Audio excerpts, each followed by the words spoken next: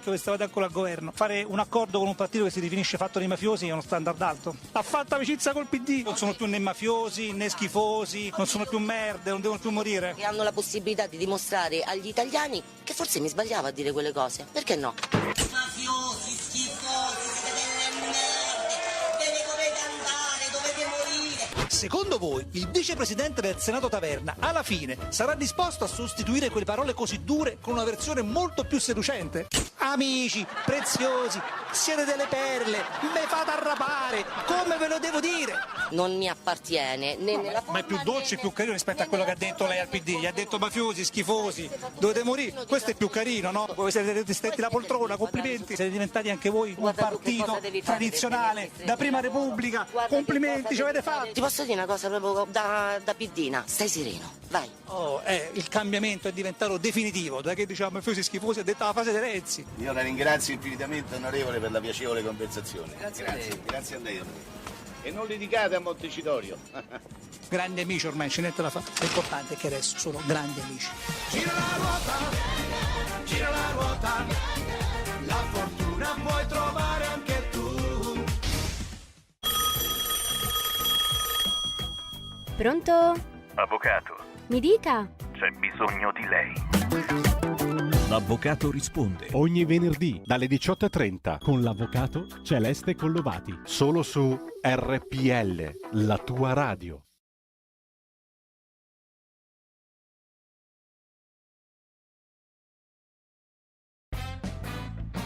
Va ora in onda Spazio Più. Dell'Agenzia delle Entrate a chiedere il rinvio delle cartelle esattoriali e una volta tanto ci hanno ascoltato. Le hanno sospese fino al 31 dicembre, non basta, perché le famiglie non è che dal 1 gennaio diventeranno improvvisamente più ricche. La nostra proposta è la pace fiscale, quindi saldo e stralcio, pago il 15% senza interessi e quella cartella viene cancellata. Sulla cassa integrazione il dramma è simile, ci sono centinaia di migliaia di lavoratrici e lavoratori che non vedono la cassa integrazione in alcuni casi da maggio. Quindi prima di qualsiasi altra limitazione, nuova chiusura, chiediamo il pagamento di tutti gli arretrati perché sono a carico degli imprenditori. Speriamo di essere fortunati come lo siamo stati nel caso della richiesta su Equitalia. Qua c'è tra INPS e governo è inaccettabile lo scaricabarile, quindi visto che il governo sta ipotizzando nuove limitazioni, nuovi sacrifici, nuove chiusure, prima paghi tutti gli arretrati e poi ne riparliamo. Aspetta Salvini, però la Lombardia in fondo è la prima che ha alzato bandiera bianca, Fontana chiede il coprifuoco, dunque è sicuramente una difficoltà che il governo non sta sottovalutando. Noi chiediamo interventi economici al governo. Se le regioni e i comuni sono costretti a chiudere perché sul trasporto pubblico locale, che è la vera emergenza, metropolitane, treni e autobus, il governo non ha fatto nulla, sulla scuola ha fatto poco e male e sul sostegno alle imprese ha fatto poco e male. Poi a me personalmente la parola coprifuoco piace molto poco. A me le limitazioni delle libertà personali piacciono poco e devono essere l'ultima spiaggia. Però se da mesi comuni e regioni in tutta Italia chiedono al governo fondi per comprare autobus e fare più viaggi in metropolitane non arrivano. I bandi per le nuove terapie intensive sono partiti questa settimana. Io mi domando da cittadino italiano cosa abbia fatto per 5 mesi il governo. Sulla sanità, sulla scuola, sui trasporti, sul commercio. 5 mesi persi. Non vorrei che a novembre si ricominciasse come a febbraio. I dati fortunatamente sono ben diversi e quindi attenti sì, cauti sì, ma terrorizzati no.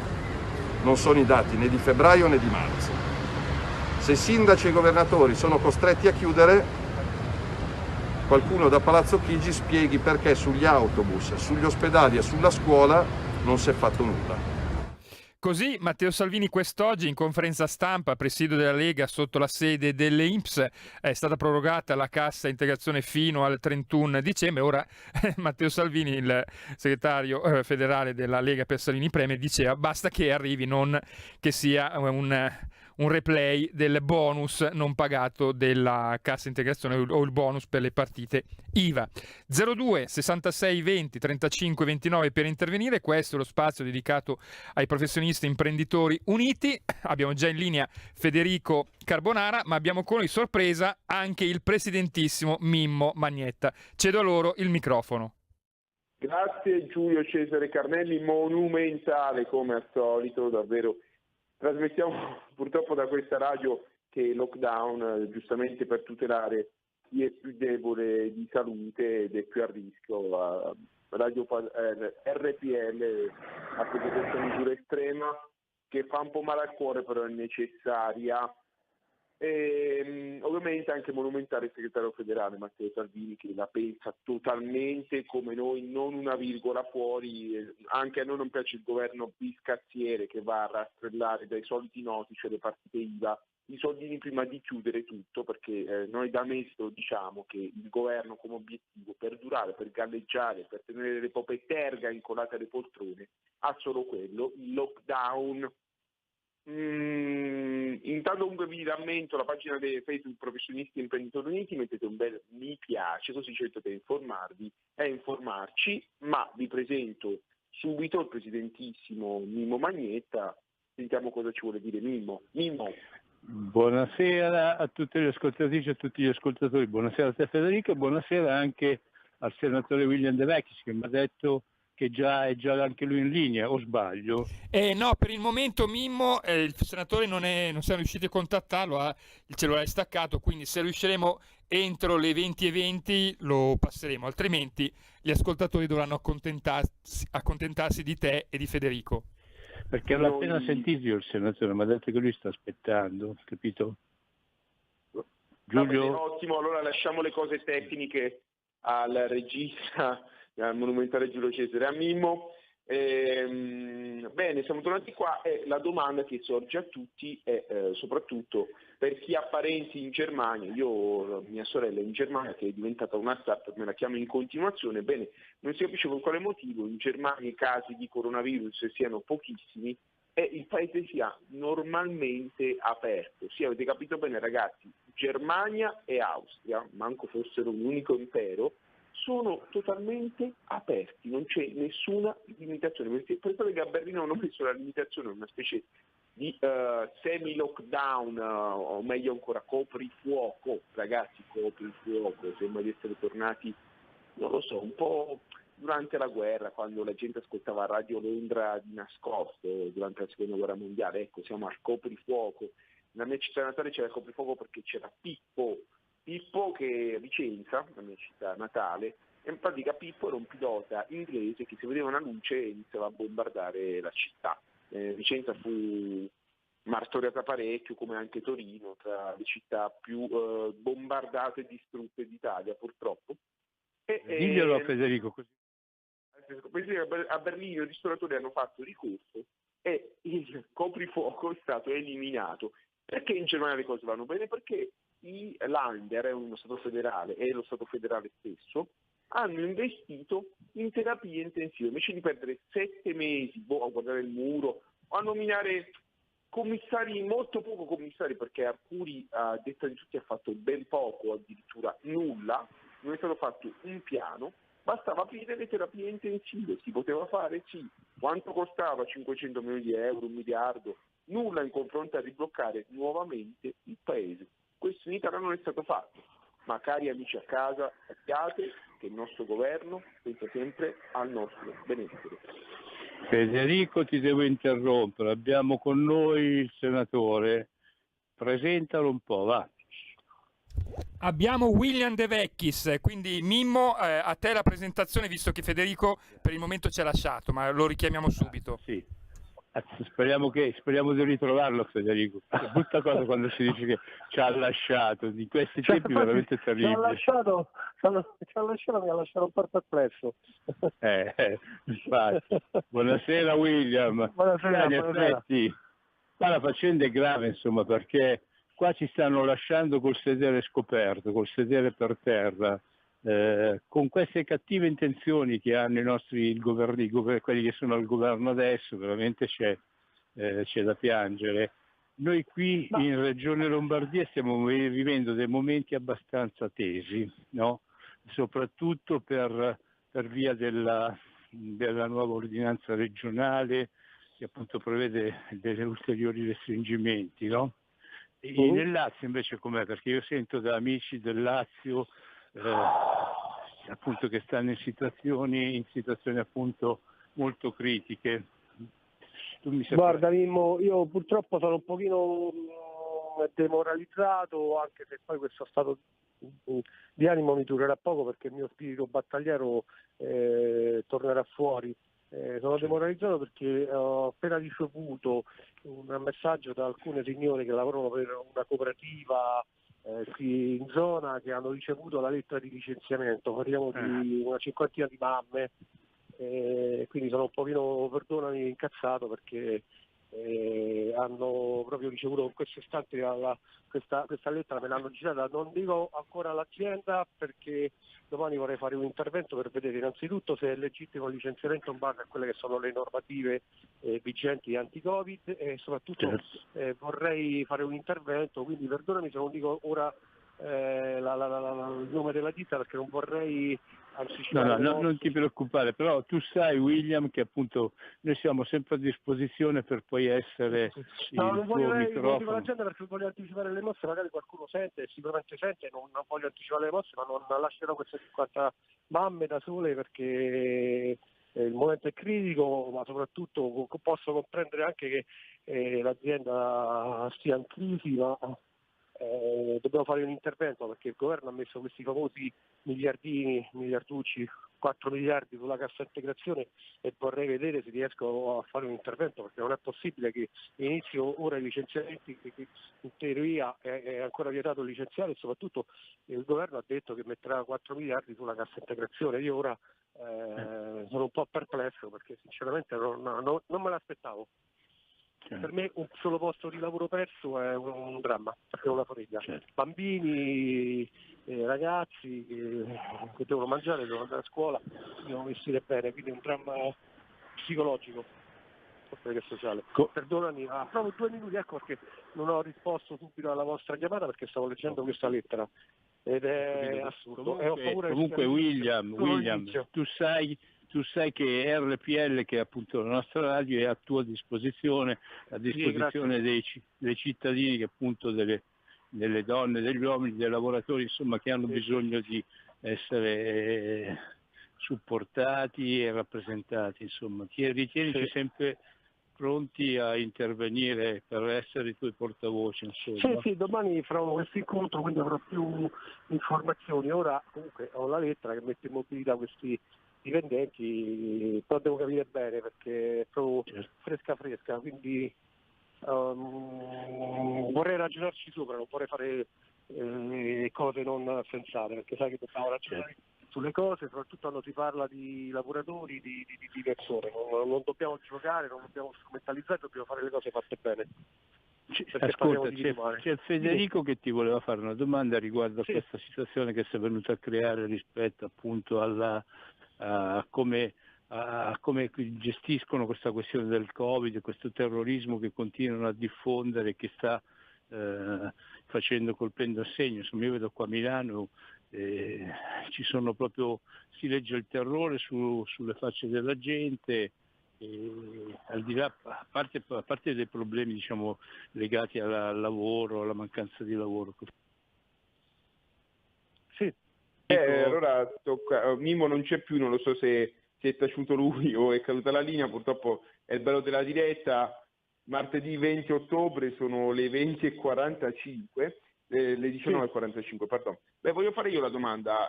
Senatore, mia sorella vive in Germania. E come si sa, in Germania i casi di coronavirus anche in alto sono pochissimi. Là il tampone lo fanno solamente se sei sintomatico, cioè se stai male. E anche le persone che muoiono sono molto poche, perché là le terapie intensive ci sono. E la domanda che quindi mi sono fatto è: come mai in questi 7 mesi il super mega commissario Arcuri, che è commissario al coronavirus, a quanto pare, almeno così è stato nominato, non ha provveduto a installare migliaia di posti in terapia intensiva con le adeguate dotazioni, che sarebbe costato anche meno che rifermare nuovamente il paese come sta accadendo? Ragazzi, siamo preparati, perché qui c'è un governo, che oramai abbiamo un governo fantoccio, eterogeneo, che non ha una linea politica unitaria. Il PD dice una cosa, il Movimento 5 Stelle un'altra, Italia Viva gioca sempre a fare il gatto alla volpe, il furbetto di Renzi, no, il gatto alla volpe. L'EU inesistente, le autonomie, vabbè, lasciamole stare, con tutto il rispetto dei loro elettori, però sicuramente non hanno avuto le idee chiare e non siamo pronti, anche perché noi, parliamoci chiaro, tutte le volte che arrivava la famosa letterina dell'Europa, ce lo chiede l'Europa, erano tagli sulla sanità, tagli sui servizi, tagli economici gli aiuti alla persona, erano questi i famosi tagli, tagli alla sanità, tagli ai trasporti, tagli alle privatizzazioni. Ecco qui il risultato, che non siamo più in grado di gestirci.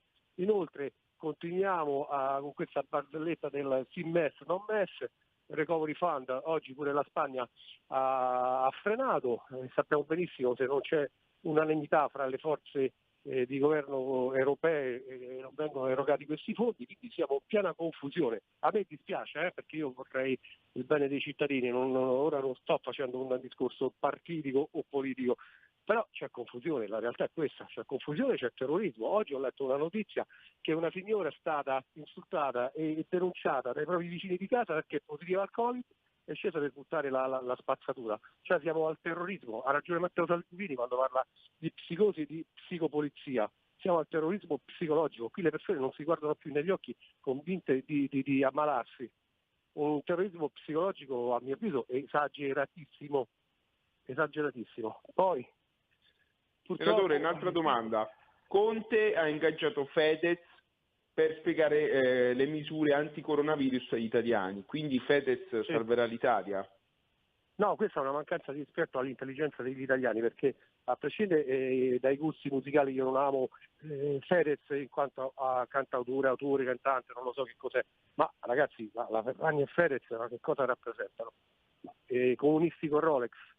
Facevamo più bella figura ad ingaggiare Biancaneve i 7 nani, anzi no, i 6 nani, perché in 7 già scattavano le normative anti-Covid. Cioè veramente qui si manca di rispetto all'intelligenza degli italiani. Io ho visto il video di Fedez, ci spiega come indossare la mascherina, ma veramente qui ci hanno preso per deficienti. Io, scusate l'accento romano, ma l'accento proprio, ma questi ci hanno preso per deficienti. Cioè, ma veramente, veramente? Io non capisco, questi sono convinti di avere a che fare con degli stupidi e questo non lo possiamo permettere. Una domanda che non lo possiamo permettere.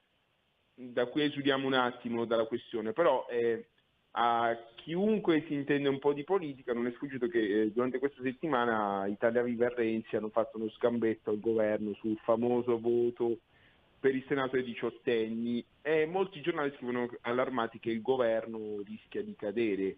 C'è questa speranza o è possibile che con tutto quello che accade questi pensano alle poltrone, ai risparmi? Io non lo so, ecco perché prima ho detto Italia Viva gioca a fare il gatto e al gatto e alla volpe, perché di solito quando Italia Viva fa questo giochetto viene ricompensata con le famose monete, come si chiamavano i fiorini d'oro, quelli di Pinocchio, come si chiamano i marenghi, no. I zecchini d'oro, gli zecchini d'oro. Gli zecchini d'oro, ecco, bravo, non mi veniva, scusate, non mi veniva. I famosi zecchini d'oro, che sarà qualche presidenza, qualche commissione, qualche CDA in qualche azienda di Stato, non lo so. Purtroppo loro ragionano così. I famosi zecchini d'oro, del gatto della volpe e di Pinocchio. Nel frattempo comunque il nervosismo nel paese cresce, aumentano le aggressioni di persone che vengono fermate dalle forze dell'ordine chiedendo di indossare la mascherina, c'è un nervosismo tremendo, davvero la tensione sociale è possiamo dire alle stelle, tra chi ha paura e chi invece per rigetto, per danno psicologico, psichiatrico, rifiuta di mettere la mascherina e misure di protezione che hanno sempre meno senso. Certo, perché poi tra l'altro paghiamo anche come posso dire, il presenzialismo di questi virologi, di questi medici, il loro modo di porsi, ognuno dice la propria, e in più ormai sono diventati personaggi televisivi e a me sembra chi la spara più grossa, ma nessuno, e ritorno a quello che era il discorso dell'altra puntata, nessuno magari ha dato dei consigli, io l'ho seguito, magari mi è sfuggito perché non è che seguo tutti, però nessuno ha dato consigli di fare profilassi, di coprirsi con vitamina C, con altri prodotti. Ci sono prodotti che aiutano a rafforzare il sistema immunitario e se uno rafforza il sistema immunitario è più resistente al virus. Ma io queste cose sinceramente non le ho mai sentite. Sento sempre questi virologi che sparano sentenze su come comportarsi o meno, Fedez, ma nessuno ha dato indicazioni di fare protezione, di fare profilassi e di coprirsi sotto l'aspetto di il rafforzamento del sistema immunitario. Io per esempio sto prendendo delle medicine, non lo dico perché magari qualcuno le prende, magari è allergico oppure non, perché io comunque le ho prese sotto prescrizione medica, però parliamo di ferro, vitamina C e altri prodotti che rafforzano l'emoglobina. Più è forte il sistema immunitario, quindi il sistema sanguigno, più resistiamo a questo virus. Tant'è vero che ho letto, e fortunatamente il mio gruppo sanguigno, che il gruppo sanguigno 0 e soprattutto RH negativo sono il 25% più resistenti a questo virus, quindi rafforziamo il sistema immunitario. Ma io queste cose non ne ho sentito parlare,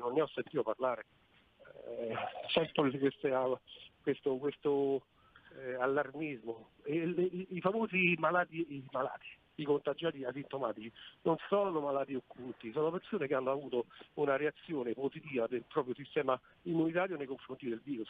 Semplice. E invece a noi sembrano dei malati occulti che si nascondono. Non voglio dire che sono contagiato, veramente i positivi, i purelli vengono contagiati non per loro volontà, sembrano dei criminali e quindi si sta instaurando questo clima di terrorismo psicologico da parte di questo governo e soprattutto da parte del Presidente Conte, che manda dei messaggi a mio avviso anche negativi. Era solo alla conferenza stampa, solo con i dovuti distanziamenti, eppure ha dovuto utilizzare la mascherina. Forse nella sua mente voleva mandare un messaggio, utilizzare la mascherina, ma così facendo sembra che noi stiamo respirando nell'aria contaminata da una catastrofe nucleare, cosa che non è.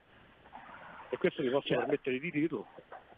A proposito di catastrofe nucleare, senatore William De Vecchis, della Lega di Fiumicino, come va con la catastrofe che incombe su di voi per quanto riguarda la discarica della Tragliatella?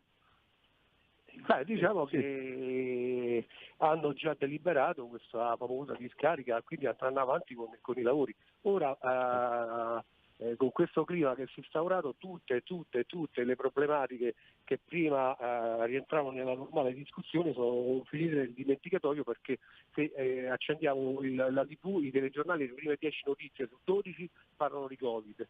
Se compriamo il quotidiano, le prime 20 pagine su 21 parlano di Covid, tutto il resto non esiste più. Anzi, se uno riprende certi argomenti e certe battaglie sembra anacronistico, sembra irresponsabile, perché se non parli di Covid sei irresponsabile.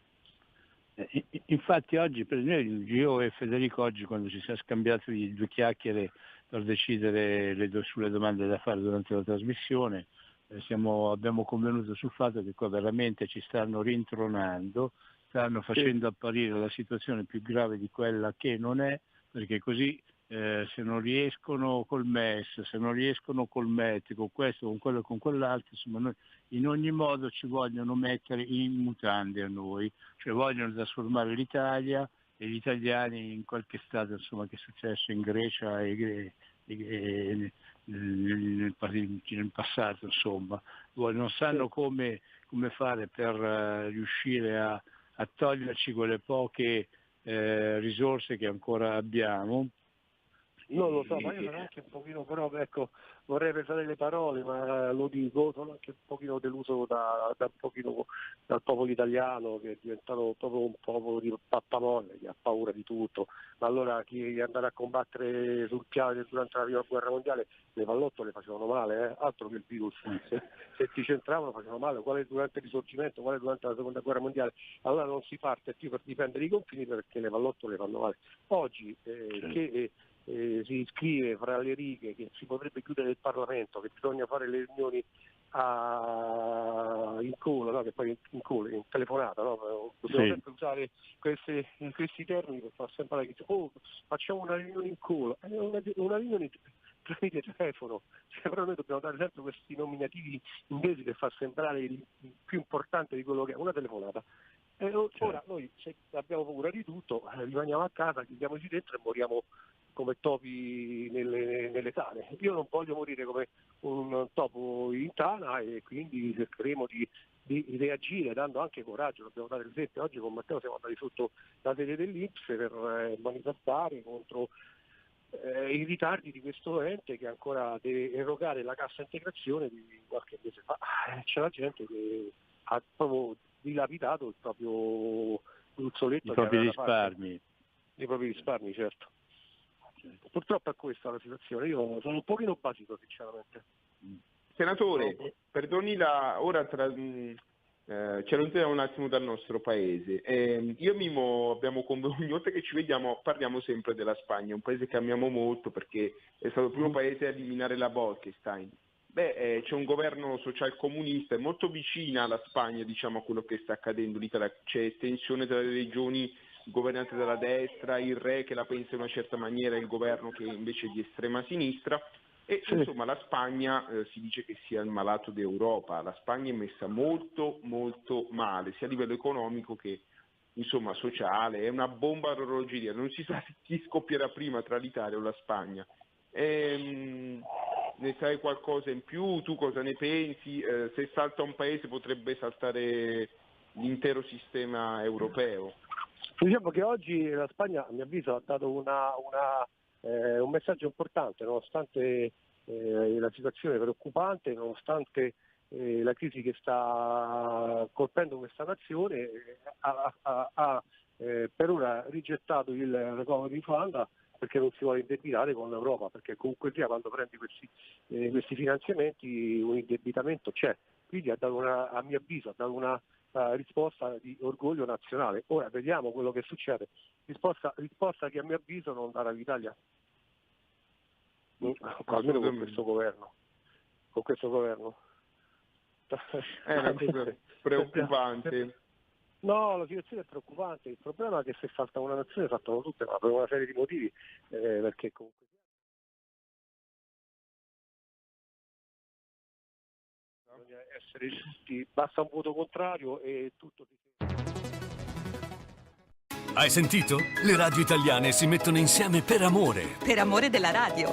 Una grande storia meritava uno straordinario futuro. Nasce l'app Radio Player Italia. 140 stazioni in una sola rete. Scegli la tua preferita e ascolta il suono perfetto del digitale. Gratis, senza registrazione, senza interruzioni. Compatibile con tutti i device. Naviga, esplora e scopri l'universo dell'audio. Ti sorprenderà. Scarica Radio Player Italia. Il futuro batte con la radio nel cuore. Anche RPL è disponibile su Radio Player Italia.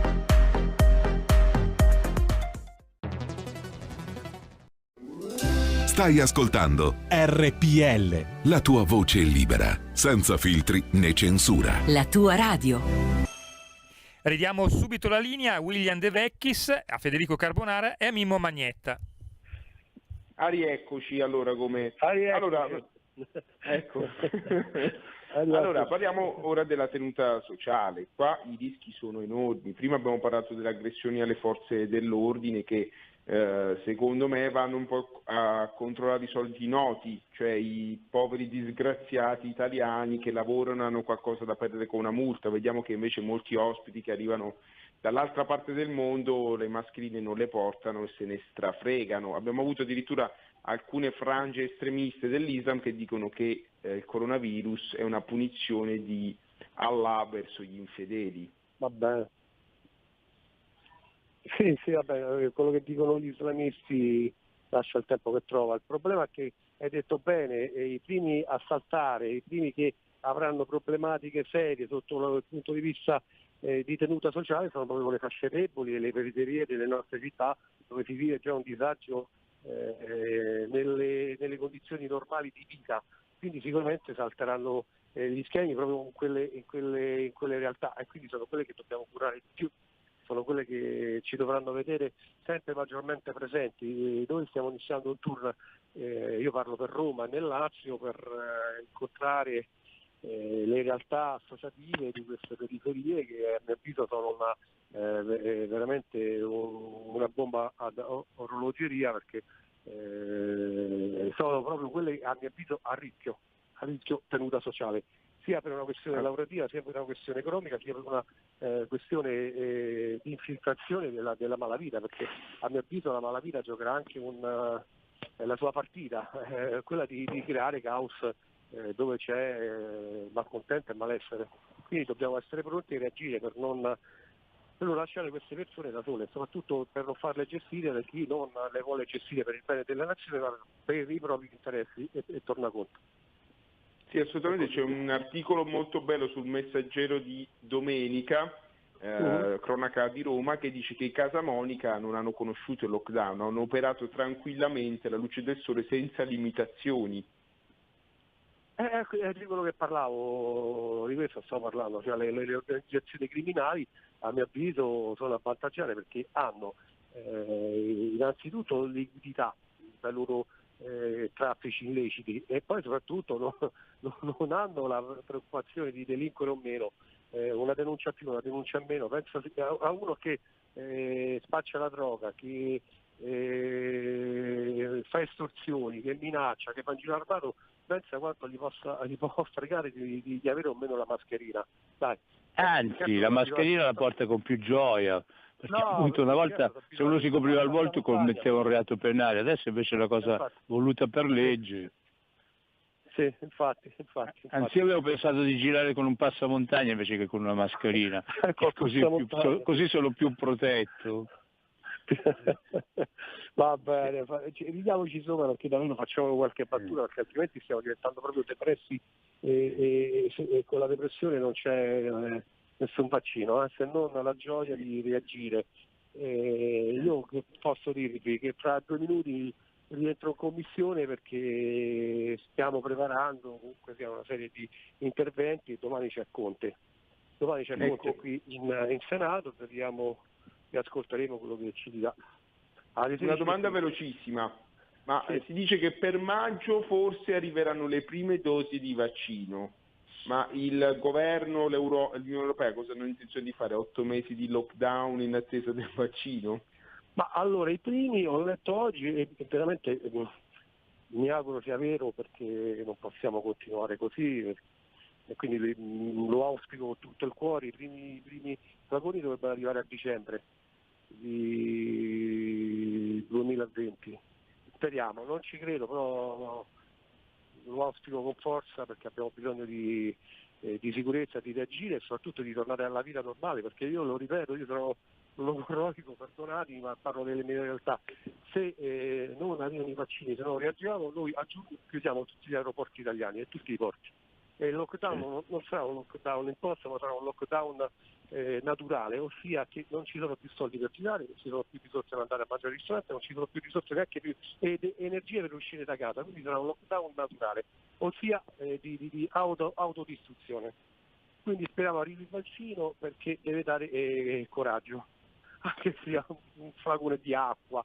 A livello psicologico dobbiamo ridare coraggio a questo popolo che è stato veramente massacrato e che comunque si è fatto anche un pochino massacrare, diciamo.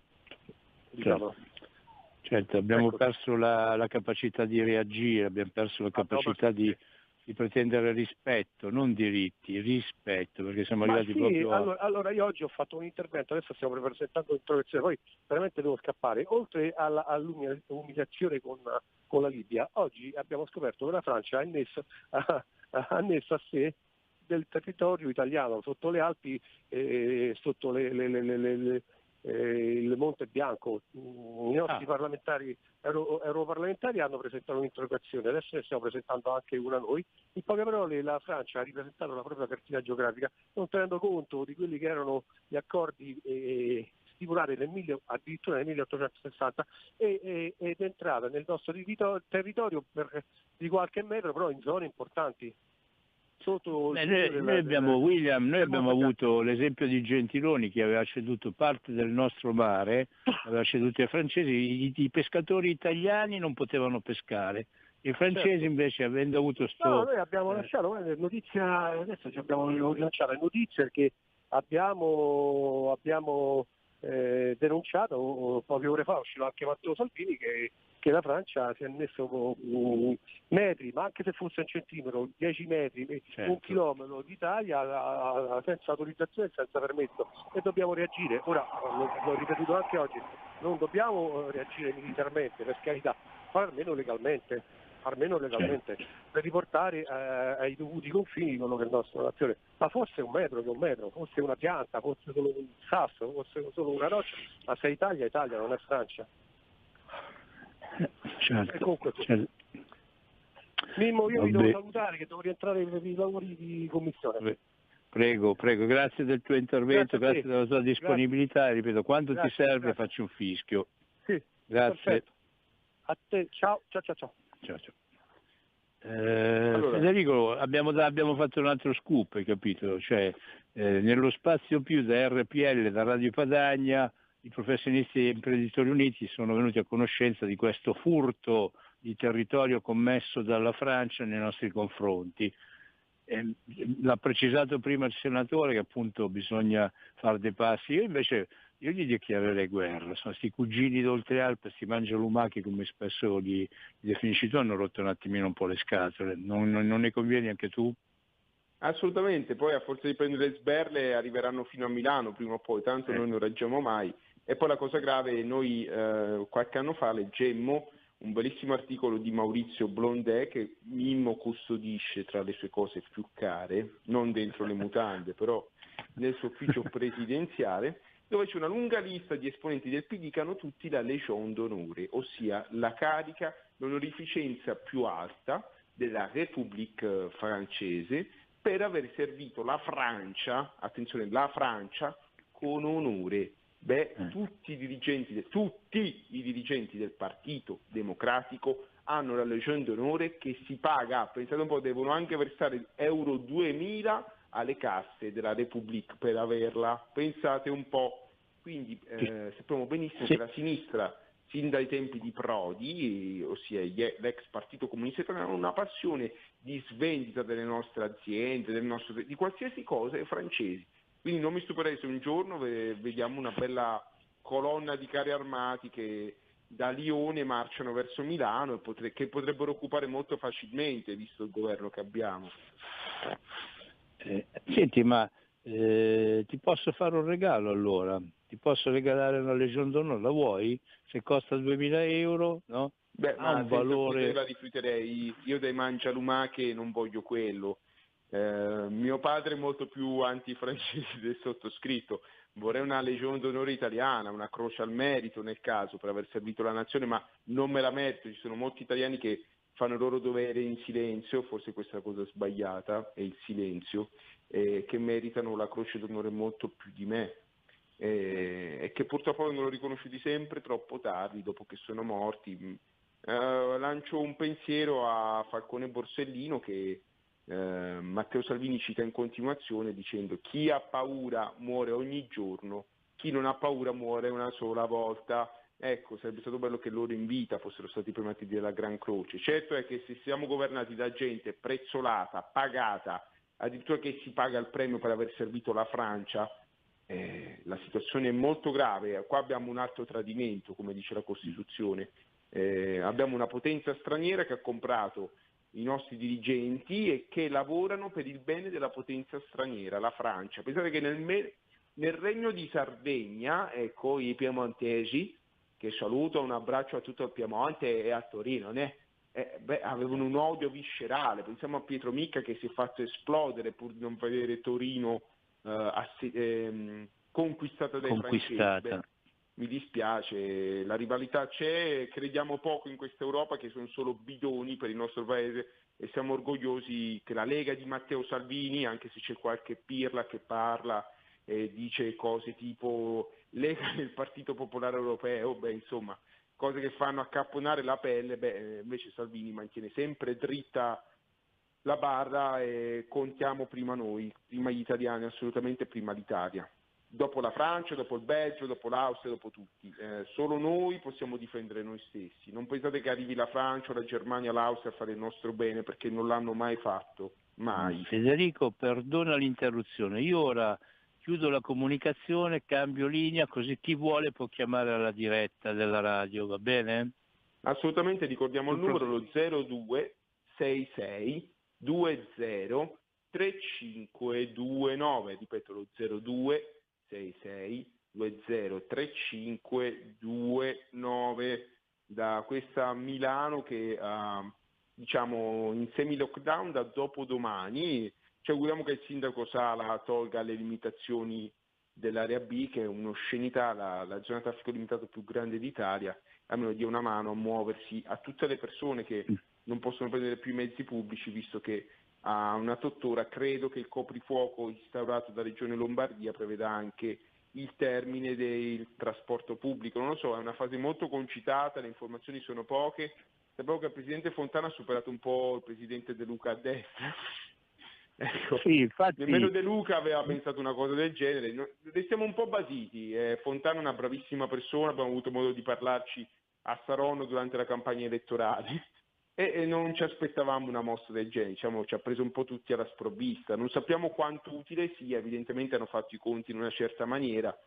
Però devono aver fatto i conti male, perché qualcuno li deve aver mal consigliati, perché allora quando tu prendi, dico tu Attilio Fontana, governatore della regione Lombardia, disponi che appunto i ristoranti, i bar, insomma, che hanno posti a sedere devono rimanere aperti fino alle 24, se tu proclami il coprifuoco dalle 23 alle 5 del mattino, di fatto tu chiudi le attività appunto di ristorazione alle 22, insomma, perché uno per poter prendere permettere appunto ai clienti, anche agli operatori, ai lavoratori di tornare a casa, perlomeno devono chiudere un'ora prima. Perciò in pratica prima si dà il permesso di lavorare fino alle 24, poi invece lo si riduce alle 22, insomma ci dobbiamo mettere d'accordo, non possiamo non possiamo assistere a certe scene. Questa è veramente una scena tragicomica, anzi è una tragedia, perché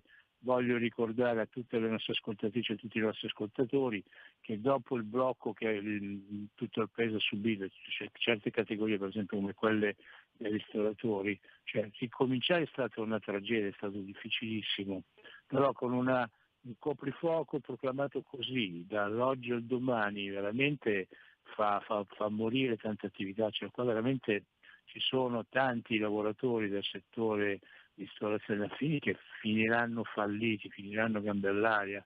Perciò io invito il governatore Fontana a ripensare la cosa, a correggerla, insomma. E poi purtroppo i controlli verranno fatti sempre i soliti noti. Certo. Penso che molti amici Bangladesh che hanno i loro bei locali, senza offesa, li amiamo, però i loro localini dove vendono bibite e qualsiasi altra cosa continueranno a vendere come al solito senza... Io ho scoperto una cosa riguardo appunto a questi lavoratori che arrivano da altre nazioni, ho scoperto che visto che loro praticamente a livello di titolo di studio nel nostro paese è come se fossero analfabeti, ma mi hanno spiegato che per poter avere tutte quelle miriadi di negozietti, piccoli supermercati che sono spuntati come funghi non solo a Milano, ma in tutte le città d'Italia, in pratica hanno adottato il sistema di trovare un preposto italiano, cioè un italiano o un italiano comunque uno straniero che fa la testa di legno. Che fa la testa di legno, un preposto praticamente può aprire addirittura 10, 15, 20 attività, insomma.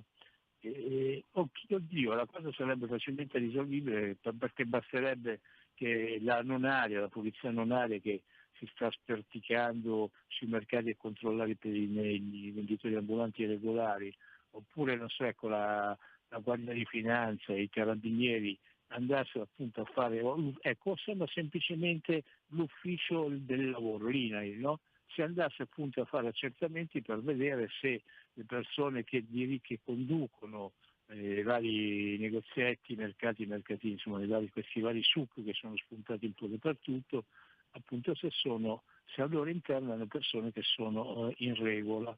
Hai capito? Secondo me appunto se l'ispettorato del lavoro va a fare un piccolo controllo, il 99% di queste attività chiudono, insomma, e dopodiché appunto potrebbero ritornare a lavorare senza una concorrenza sleale, quelli che sono invece i lavoratori del commercio in forma fissa, ambulante, italiani e non, che però appunto hanno tutte le carte a regola, insomma.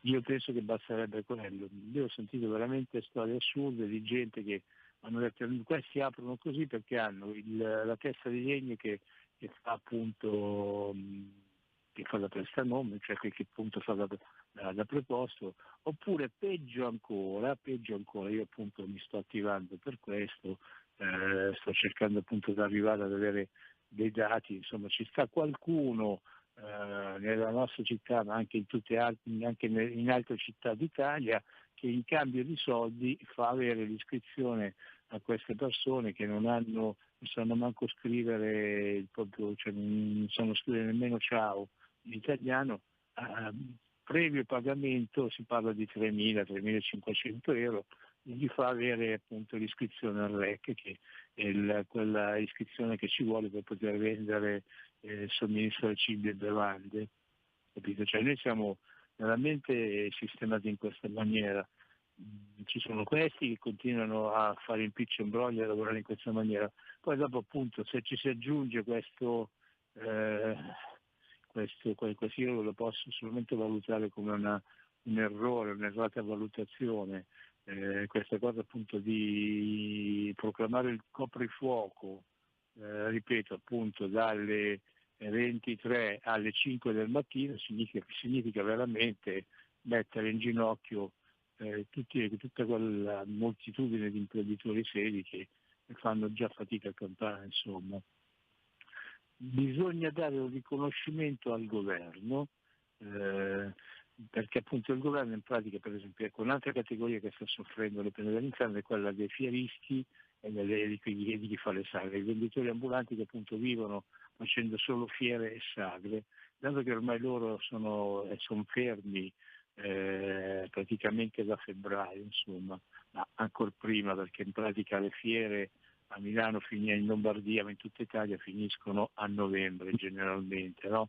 Dunque facciamo che appunto queste persone, che in tutta Italia sono 65.000, sono fermi da febbraio, ecco adesso hanno avuto dal governo un giusto riconoscimento. Praticamente il governo decretando attraverso il DPCM che le fiere e le sagre sono proibite, di fatto ha messo questi lavoratori, sono 65.000 lavoratori in tutta Italia, li ha messi in condizione di poter chiedere un sostegno economico, perché fino ad oggi questi lavoratori non lo potevano chiedere, non l'hanno chiesto, non l'hanno potuto avere.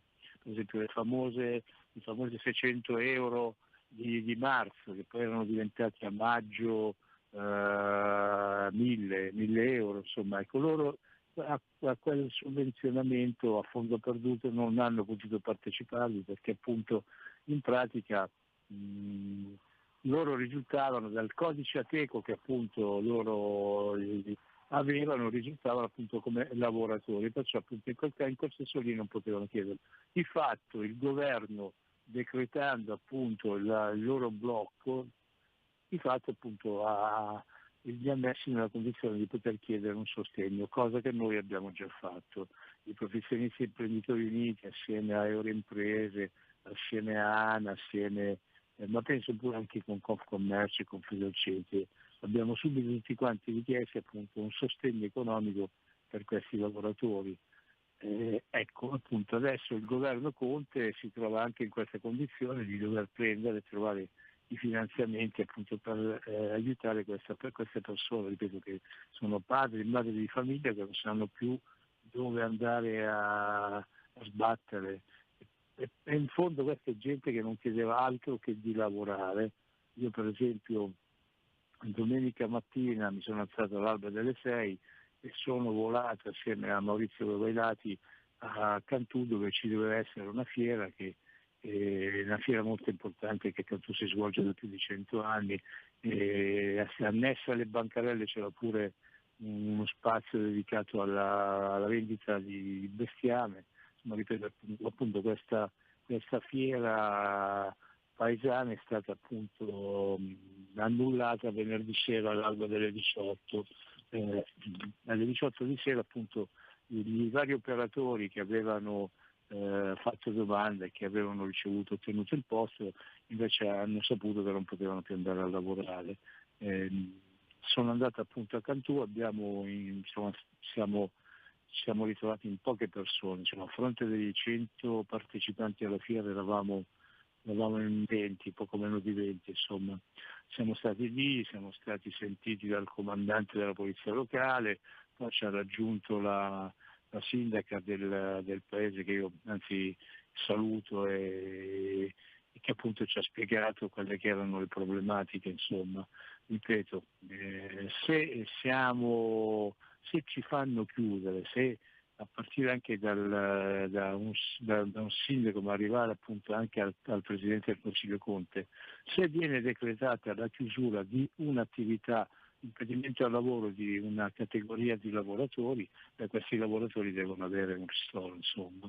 La cassa integrazione non può esistere solamente per i lavoratori dipendenti, ma deve esistere anche per i lavoratori autonomi, per le partite IVA che appunto non avendo possibilità di lavorare devono avere un aiuto dallo Stato, insomma. Non si può. C'è sempre lo smart working, dai Mimmo. Ah sì, ti voglio vedere a vendere, che ne so, una mucca, visto che appunto domenica a Cantù c'era anche il mercato del bestiame e dovevano essere portate lì anche le mucche, ti voglio vedere a vendere la mucca in smart working. Vabbè, poi dopo alla fine ne guadagnerebbe Amazon, perché dovendo fare le consegne alla fine la cosa grave di infatti soldi. È fermare un paese quando gli altri non si fermano. Abbiamo la Germania e la Cina che comunque vanno avanti, hanno economie che più o meno crescono, più la Cina della Germania, e hanno il saper fare. Se tu non fai lavorare le persone si perdono le competenze e il know-how, come si dice, il saper fare, il saper produrre, le filiere. Attenzione, si rischia una devastazione industriale, economica, sociale, di tutto, perché se la gente non lavora, le tasse, i soldi, lo Stato, gli stipendi dei dottori, la sanità pubblica, le forze dell'ordine, l'esercito, si rischia davvero l'anarchia. Però evidentemente al governo questo non lo capiscono. Mimmo, siamo in chiusura. Sì, volevo dire solo una cosa, io sono diversi mesi che vengo tirato per la giacchetta, si usa dire così, da diversi lavoratori di diversi settori che appunto mi pregano di chiedere o di fare comunicazioni in questura per manifestazioni, presidi o cose del genere. Oggi non ho ricevuto nemmeno una richiesta appunto di procedere alla comunicazione per una regolare manifestazione. In compenso però ho sentito tante persone che mi dicono: io non ce la faccio più, io sono incazzato perso, io non so più che cosa dare da mangiare ai miei figli e io va a finire che qualche stronzata la faccio, insomma. Ecco, io rilancio appunto a chi di dovere, che sono appunto quelli che comandano e decidono in questo paese, a pensare appunto alle tante persone che appunto non sanno più dove andare a prendere soldi per mantenere la famiglia. Fate attenzione, perché il comandante della polizia locale di Cantù è un bel pezzo d'uomo, 1,95 di uomo, tutto sé.